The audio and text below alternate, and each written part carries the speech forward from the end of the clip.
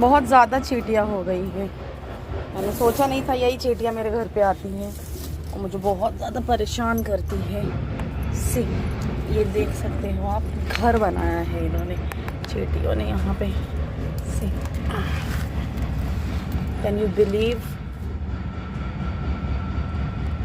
Guys?